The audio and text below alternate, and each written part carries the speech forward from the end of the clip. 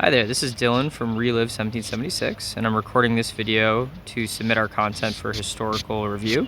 So we're going to go over all the content that we cover in our series of augmented reality experiences in Boston and try to highlight, the details that we have put in place. This first experience is called the Illegal Tea Pirate. Okay, and as you can see, I'm not in Boston. I'm actually away at a wedding this week, so I'm just going to record our experiences from this driveway. But this experience usually we have in downtown Boston, and the idea here is that we are in 1769, or around that time, and there's an illegal tea trade, or really any kind of illegal smuggled goods coming to Boston. I'm currently, doing this experience from a tablet. This is not in a VR headset, but we have other experiences in the VR headsets and some in tablets and phones. So I'll explain more of that later. But in this experience, there's basically just two little things I can do.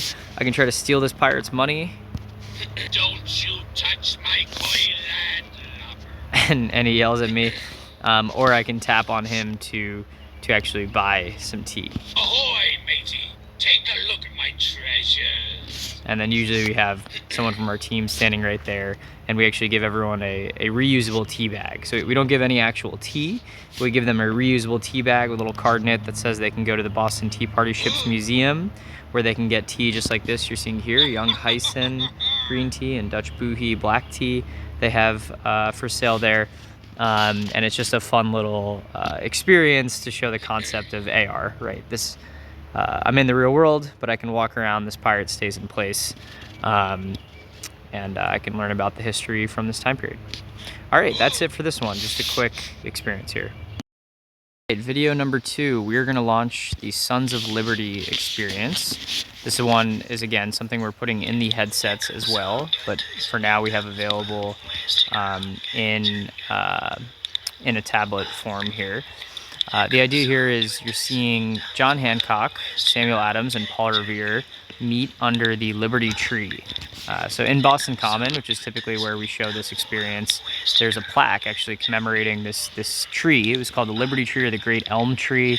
It was sort of a very large and famous tree where the Sons of Liberty used to meet in secret and plan their revolution, lay their plans, the different things they're going to do for the American Revolution. Next to them at the time, or near them at the time, there was actually a British campsite, which we've recreated in AR. This experience requires a lot of kind of real estate, so you can see the campsite's actually spilling over into this garage over here. Sorry about that, but typically, obviously, you can walk all the way over to those soldiers.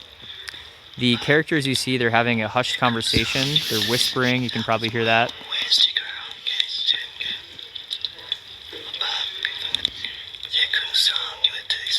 Okay, so you can hear that whispering, right? You can hear it's unintelligible. It's gibberish. Okay, so we're not having these characters say anything specific here. The idea is you're just seeing that they had secret meetings like this.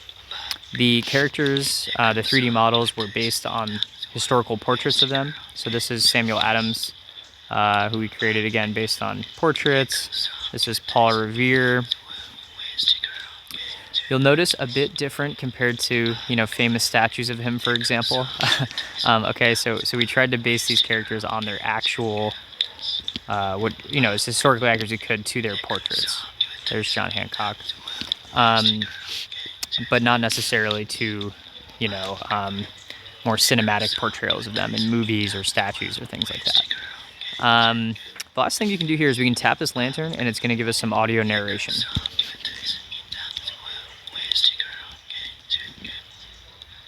Welcome, traveller, to Boston. In year 1769, under the Liberty Tree's boughs, the Sons of Liberty met in secret. Men bound by courage, defiance, and hope. Paul Revere spread his plans. Hancock whispered about smuggling illegal goods, and Adams lit the spark of revolution. They gathered not by chance, but to spark a movement. Here, Boston's Sons of Liberty laid plans to resist British rule, unite the colonies, and ignite the first flames of revolution.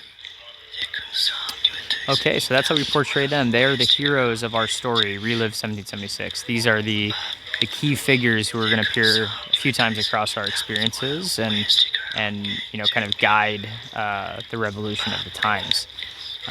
Nearby, there's a British campsite. You might have heard in the background some audio of people talking, not the whispering, but just people kind of talking. Hear it a little bit there. And so that's supposed to be these three figures over here who are just cooking and eating some soup. Nothing really of note down there.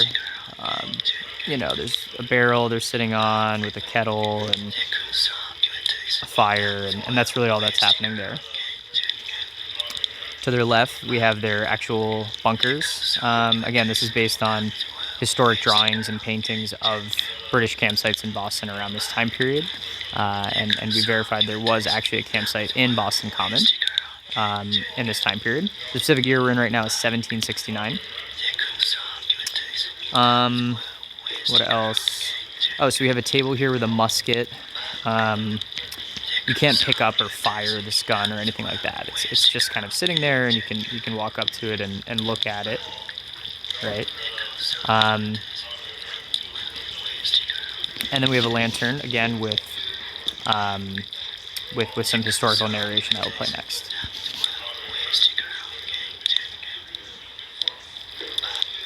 Welcome, traveller, to Boston at year 1769.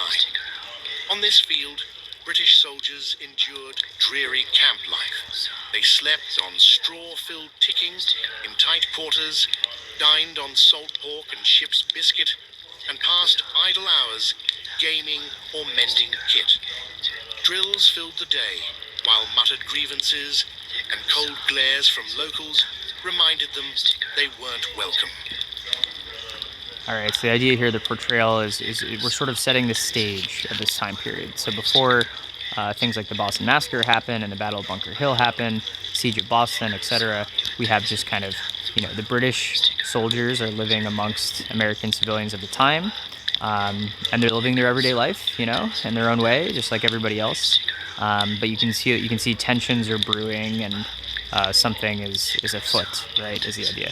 So we actually have a letter here where people have a chance to steal this for Samuel Adams and the Sons of Liberty. If the soldier is looking at me while I tap it, Folks, stop right there! you get yelled at and told, don't steal that letter. Not allowed to do that. But if the soldiers are not looking at me when I try to steal it, then I'm able to get away scot-free. Once I've stolen this letter, it appears in front of me. I can read it. The idea is this is a letter from King George III. This is fictional, content we've created based on, a correspondence that could have conceivably happened at this time, as a means to teach the user about the Townshend Acts and the writs of assistance that these soldiers, were granted in this time period, which upset a lot of people due to the power they gained. So the idea is, King George reminded them we have these Townshend Acts now and what their purpose are. They're smuggling thieves, like the Boston Tea Pirate that we showed in the previous experience, and John Hancock, had his import business at the time. And King George is upset about this and is instructing the soldiers to use writs of assistance to, crack down on this legal trade that's happening.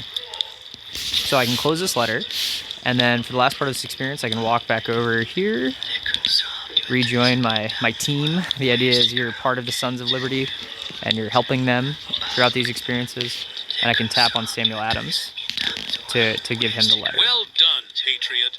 You've struck a blow for liberty. And that's it. So we gave them the letter, we gave them the information. They know that, writs of assistance are being used moving forward, and we move on to our next experience. In this video, we are proceeding to an experience we call 5 Shots at Midnight. This is meant to be the events of the Boston Massacre. We have Crispus Attucks here, Samuel Gray, a local rope maker who was killed at the time, James Caldwell, We have as well James Caldwell and Samuel Gray. We don't have any historical photos, so these are just fictional imaginations. This gentleman is also just meant to be another person, but no particular name in this larger riot that unfolded. And then Crispus Attucks, we actually mostly based on the U.S. coin that was printed with a drawing, I guess, of his face.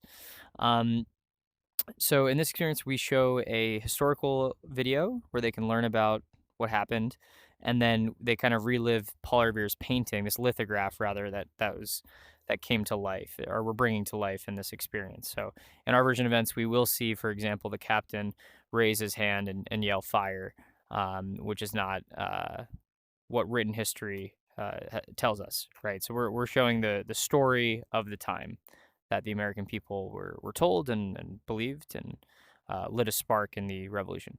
Let's start the video, though. One evening, an argument between a small Redcoat contingent and local patriots escalated into a scuffle. Soon, an angry crowd had gathered. Lobster scoundrels!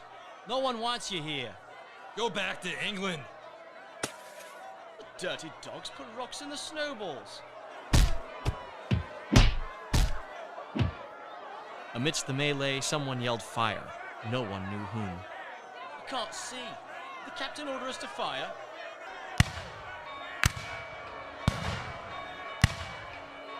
Don't fire! Stop your firing!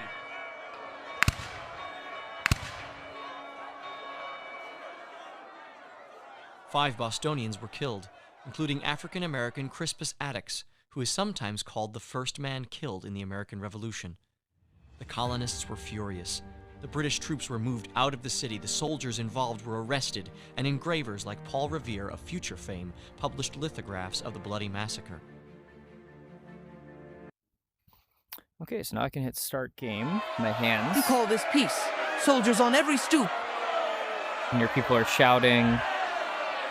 They're going to start throwing rocks coin. at the soldiers. We don't want your redcoat rule. The things they're shouting are, again, just fiction we wrote. This is No Boston. profanity. We don't kneel.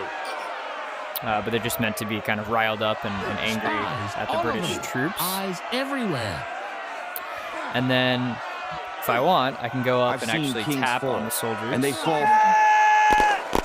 And they will fire upon the crowd. So, again, we do show them fall. Not sure why they fell twice there, but normally they just fall once, and then they get back up. So we don't show anything, gory or graphic. You drop one of us, and the bells will wake the whole town. But instead of tapping, I can also pick up rocks. Even the dogs And I won't can go actually near throw them. the rocks at the soldiers. And the same thing happens.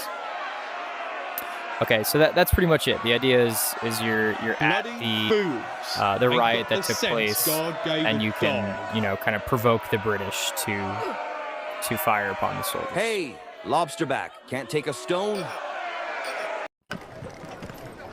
Okay, video number 4. We just experienced the Boston Massacre. Now we are experiencing Faneuil Hall Market coming back to life. I don't have enough real estate here to really show it, but you can see we have some horse and carriages walking past us. We have horses that are kind of just sitting there. This one actually notices when that carriage goes by, and it looks at it and makes a noise towards it. This is Peter Faneuil. We have walking through Faneuil Market, and past him is a soldier. That's the Captain Thomas Preston we saw in the last experience with the Boston Massacre.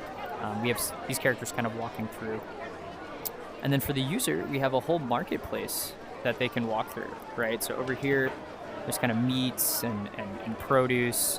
There's some characters at the time. This is meant to be sort of a middle class, woman of the time. We give her a dress that has some stylings that are actually based on fabrics from that period, which were inspired by the Orient. So we're going to learn about that a little bit later, all about fashion at the other end here. This is, similar kind of middle class character.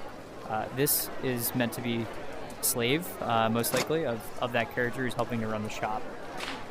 And if we tap this lantern, we can learn about some history here. Welcome to the Faneuil Hall Market. Back in the 1770s, this is where people came to buy fresh food for their kitchens. you'd see things like meats, apples, carrots, onions, and potatoes, which were emerging as a new food in Boston at the time. These were all easy to grow in New England's rocky soil and could last through the colder months. Imported items like lemons and oranges were only available to the rich. At the other end of the market, you can find a section for the upper class where these products were sold. Some foods we know today weren't here yet. No bell peppers, bananas, or zucchini. And believe it or not, people thought tomatoes were poisonous. They called them love apples and grew them mostly as decoration. Why? Well, when people ate tomatoes off their pewter plates, which contained lead, the acid in the tomatoes would pull the lead into the food. People got sick and they blamed the tomato. So while this market might look familiar, it's a peek into a very different time when even a tomato could cause real fear. So you can see we can grab some objects, right? One of them was a little buggy, but you know, we're fixing these experiences every day and improving them every day. You can learn about the interesting history of the tomato and in this time period, and continue browsing. Down over here we have like a sausage stand. Again, you can pick up the sausages over here. We don't really have anything you can do with them. Oh, hey, you can see he waved towards me. He starts trying to sell me some sausages. Again, I can pick these up. He has a knife. I don't know if I can pick this up. I guess not. Yes, we don't allow the user to pick up knives or, do anything with them. But we just have some kind of fun grabbable objects. There's a highly detailed model of a horse over here that we have. You can see eating some hay. We have a fish market, buyers and sellers discussing, interacting, cheese, bread. Over here we have various spices that were available at the time. We're working on adding some historical narration about these spices and improving just the look of the powders and everything here. This is our newest experience, so a lot is actively under development. I'm going to try to recenter things here so I can show you more. We can also make this experience significantly smaller. We can get rid of things, we can add things, we can edit things, right? But this is how we have it right now. This over here is a very important tent, we feel. This is meant to be symbolic of the slave trade that occurred around this period. And if I hit this lantern, I can learn about it. This part of the market tells a painful truth. In the 1700s, enslaved African men, women, and children were bought and sold right here in Boston, sometimes in the same space as food, tools, and goods. People were treated as property, with prices listed by age, strength, or skills. Families were torn apart. Boston was a center of trade and revolution, but also deeply involved in slavery. Even Peter Faneuil, who gave his name to Faneuil Hall, made money through the slave trade. Some Bostonians opposed slavery, and black residents fought for freedom, but many more looked away. This tent is here to honor those who were denied their freedom. Okay, so you can hopefully hear through the crowd noise there how we portray this part of history. We don't show any graphic imagery. We don't show any overt negative or harmful imagery. We just point out that this was happening in this time period. And Peter Faneuil himself had profited to some degree from the slave trade. And we leave it at that. And the idea is, this history shouldn't be forgotten. It should still be something we portray, but it should be done so in a way that, honors them and doesn't belittle or mock what happened in any way. So that's where we leave it. The rest of the market, you can see we have, sort of a utility tent.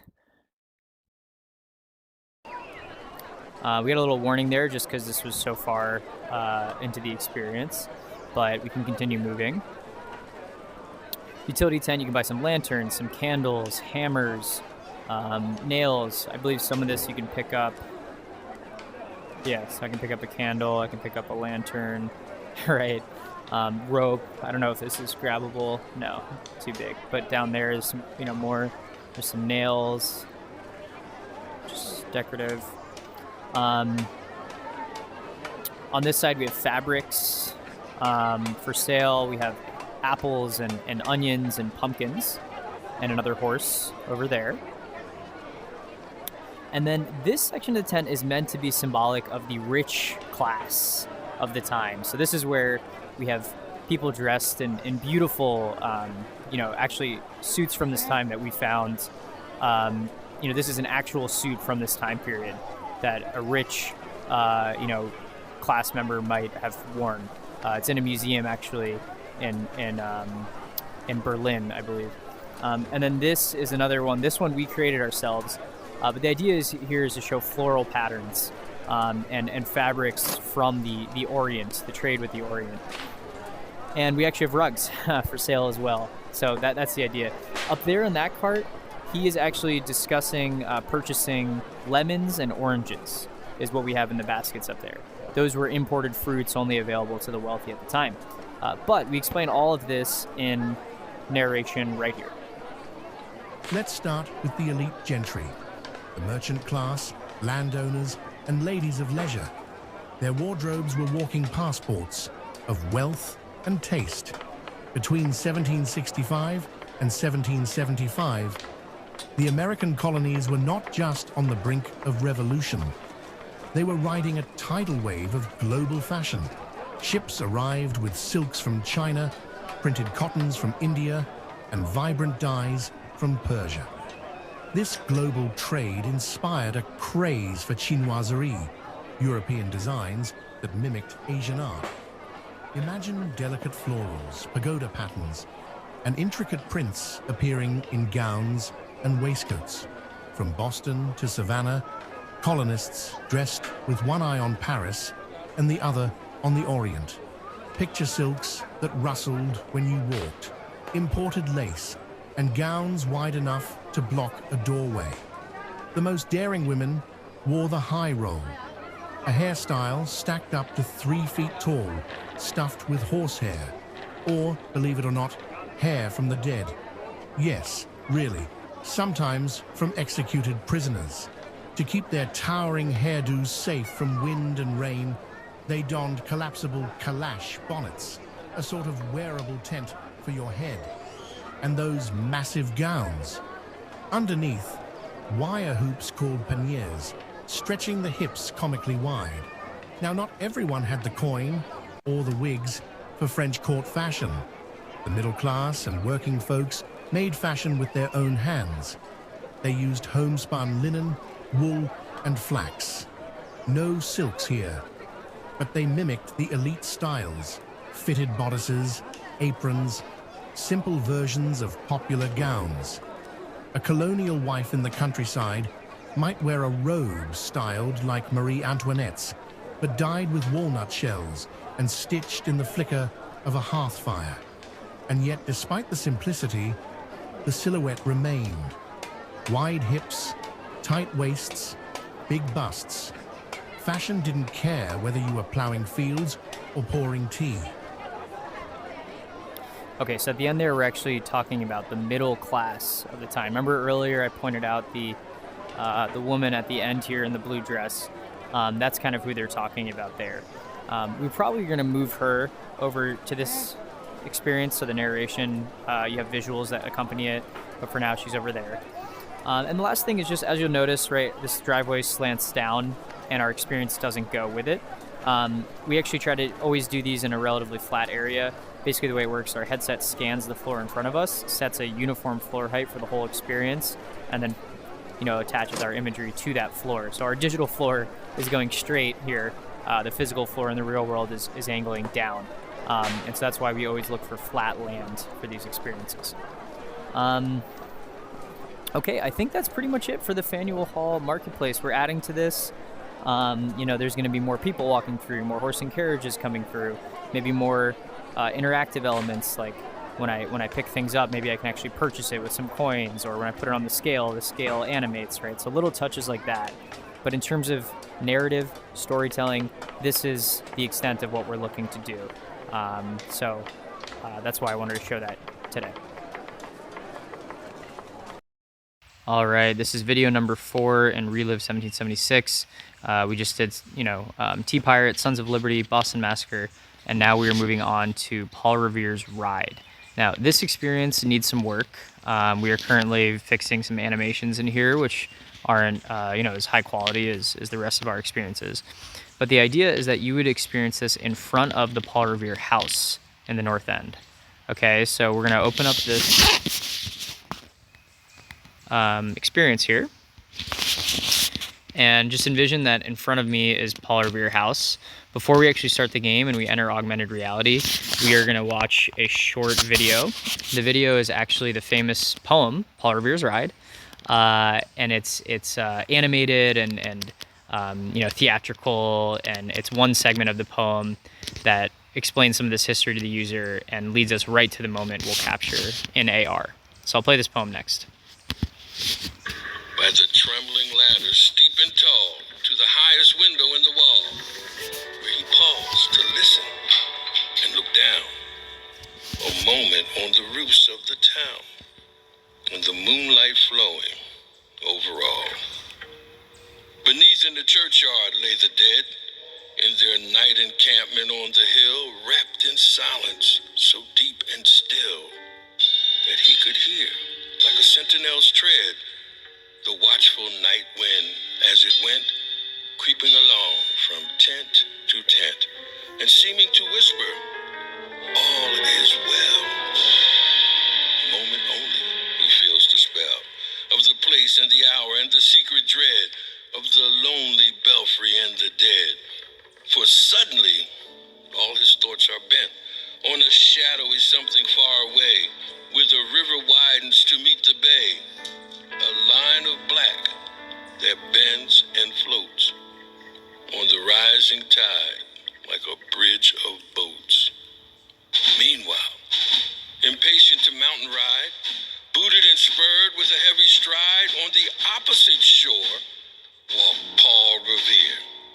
Now he patted his horse's side, now gazed at the landscape far and near, then impetuous stamped the earth and turned and tightened his saddle girth. But mostly he watched with eager search the belfry tower of the old North Church as it rose above the graves on the hill, lonely and spectral and somber and still. And lo, as he looks on the belfry's height, a glimmer, and then a gleam of light. He springs to the saddle, the bridle he turns, but lingers and gazes till full on his sight a second lamp in the belfry burns. Okay, so the idea is we just saw, one if by land, two if by sea, and we specifically saw two, right? 2 lanterns have been set in the belfry tower. So now we're going to start the game, and the idea is we pick up right where that video leaves off. This is the only game where we don't have any form of interactivity. So this is just kind of a scene you watch Paul Revere in front of his house is the idea.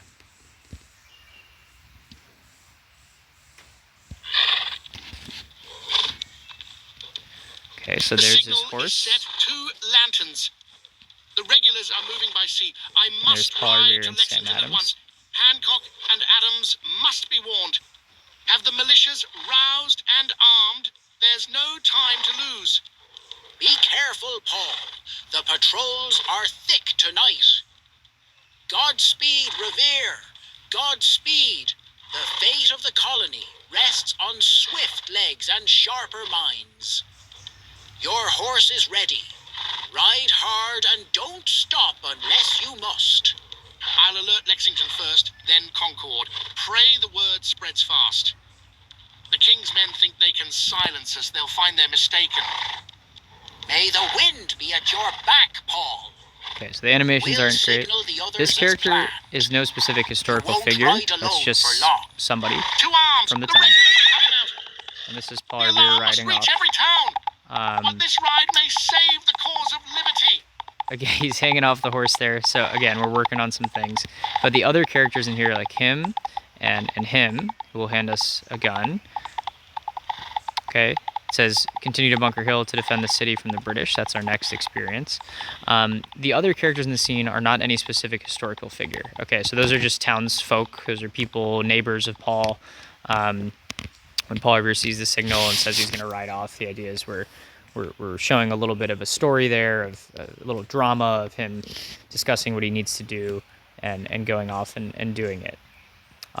You'll notice he does not say the British are coming. From our research, he did not yell that as soon as he jumped on his horse. That's something he said later in his ride, and so we don't show that in our experience. And that is it for this one. Our final experience is based on the Battle of Bunker Hill.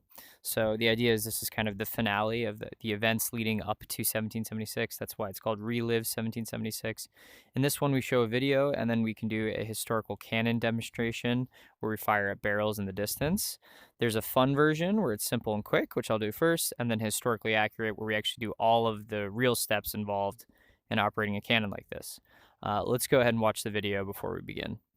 In June 1775, soldiers of the most powerful military in the world were under siege. The Redcoats were, for the moment, outnumbered. But the Patriot militias were an untrained ragtag group. British victory seemed inevitable. And then came the Battle of Bunker Hill. It all started when British reinforcements arrived on ships, meaning the Redcoats were able to go on the offensive. The first step? To take Bunker Hill. It offered high ground near the harbor, the perfect position for British cannon to dominate the area. But word of this plan quickly reached the rebels. On the night of June 16th, around 1,000 Patriot Minutemen built a redoubt and set up cannon, not on Bunker Hill as ordered, but Breed's Hill, which was closer to the harbor. They were only just in time. That afternoon, 2,400 Redcoats, under the command of General William Howe, crossed the harbor, with orders to take the hill. But as they climbed, they were slowed by fences, trenches, and difficult terrain. The first attack was abandoned, and, once the British had regrouped, the second went no better. The militiamen took full advantage of their fortifications, and rained deadly fire down on the Redcoats. For the third assault, the British changed tactics, concentrating most of their troops in a single assault at the front of the hill. By now, the defenders were running low on ammunition, and the Redcoats were able to breach the redoubt. In fierce hand-to-hand fighting, the rebels, eventually, retreated. And so, as predicted, the professional army prevailed over the untrained militia. But in 2 hours of fierce fighting, the British lost 1,000 of their men, killed or injured. It was clear the war could not be won quickly or easily. Patriot morale was given a huge boost by the battle. They'd proven that they could stand their ground against the British army, and that they had a real chance to change the course of history. All right, so let's do this this cannon demonstration. I'm just gonna quickly look at these sheets so you can pause the video and read the text if you want to, but to make the video shorter, I'm gonna go ahead and proceed. We start with gunpowder, okay, then we do cannonball, and finally we grab linstock here. You can see it has a little flame at the end, a little burning kind of ember. We can grab this here to aim the cannon, and then we light it. All right, we got one. We got a barrel in the distance down there. Cool. So we can keep going, we can keep reloading, we can keep aiming, or we can go into the full command mode, which again, I'll briefly show. So here you can see way more, right? A lot more steps. And I'm gonna go again, just really quickly. We can grab the worm tool to pull out debris. Okay. Wet sponge. Sorry, I'll look at that again for you. Okay. Dip it in the bucket.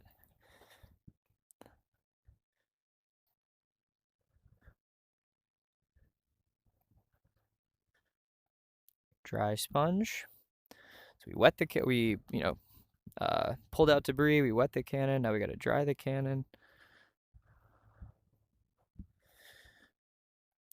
Now we can insert the gunpowder and the cannonball. But it's not enough just to insert them. We also have to grab the rammer and actually push them to the back of the cannon, right? There we go.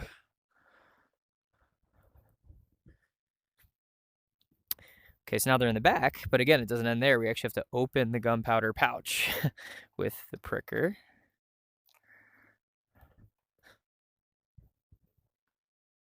Now, finally, we can aim and fire. Let's see, why don't we go down the middle? But in this version, right, the linstock isn't just ready to go. We actually have to light it in the fire. And now, finally, we can fire the cannon. It doesn't actually work right now. There's a little bug in this version where I believe it's not actually going to fire. But we'll be resolving that in a couple days. But really the idea is to see all of these steps and imagine kind of the heat of battle you saw in that video, and to have, like 8, 9 different steps you have to do to get the cannon to fire, right? So that's the idea. Thanks so much for watching, and I believe this is the end of our content to show here in this video. All right. One last experience I forgot to show. This is a bonus experience we do. The idea here was, the Boston Massacre is a violent event, and kind of it was a horrible thing that happened. And so we try to have a alternate experience here. We originally built for children. Turns out the children don't want this. They love it, but they prefer actually first the historically accurate one.